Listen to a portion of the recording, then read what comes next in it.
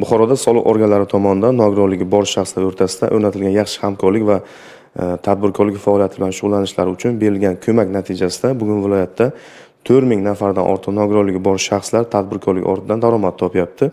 Raqamlar bilan aytganda, joriy yilning o'tgan davrida berilgan soliq imtiyozi tufayli ularning ixtiyorida 12 milliard so'mga yaqin mablag' qoldirilgan. Buxoro viloyatining Vobkent va Romitan tumanlari bugun ushbu hududlar tobora tadbirkorlikning manziliga aylanib boryapti desak mubolag'a emas. Bunga asosiy sabab mamlakatimizda tadbirkorlikka keng yo'l ochilayotgani hamda berilayotgan soliq yengilliklari va imtiyozlaridandir albatta. E'tiborlisi ana shunday muhit nogironligi bor shaxslarga dalda berib, ularni ham tadbirkor bo'lishga va o'z oilasiga daromad olib kirishga rag'batlantirmoqda. Prezidentimizga rahmat aytayapman. Hamma imtiyozlar agar shu kishini qarorlari yo yordamlari qo'llab-quvvatlashlari bo'lmaganda bu ishlarni o'rab qo'ygan edik.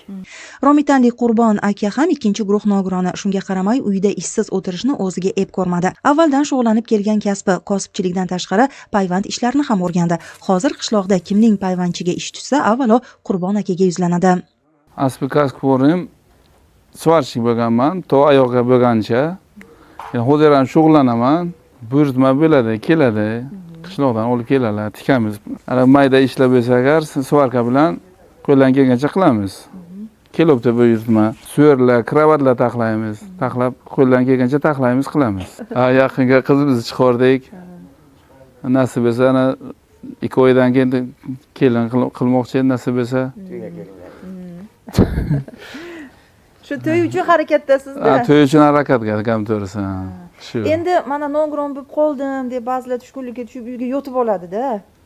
Yo'q, biz ham yotib oldik 2 yil, 3 yil. Qarasak bo'lmaykan. Keyin turib harakat qilib, u yoqqa yurib, ishlab, mana kunimizga yetibdi. Xudoga shukr. Tadbirkorlik bilan shug'ullanayotgan fuqarolarimizdan biri bu kishi endi imkoniyatlari cheklangan akamiz Ibragimov Qurbon aka. Endi bu kishini biz har doim xola-xola so'rab turamiz. Hozirgi kunda bu kishi o'zini band qilgan fuqaro shaxs sifatida tadbirkorlik faoliyatini yuritib kelmoqdalar. Bunda endi bu kishida soliq kodeksida ko'rsatib qo'yilgan imtiyozlar hammasi qo'llanilgan. Bundan keyingi ish faoliyatlarida ham soliq tomonidan qanday yordam kerak bo'ladigan bo'lsa, biz doim tayyormiz. Shunday yordam beramiz. Xulosa qilib aytganda, nogironligi bor shaxslarga nafaqa to'lanayotgani, shu bilan birga mehnat qilishlari uchun, tadbirkorlik uchun zarur sharoitlar va soliq yengilliklari yaratib berilayotgani chin ma'noda insonparvarlik siyosatining yana bir ko'rinishidir.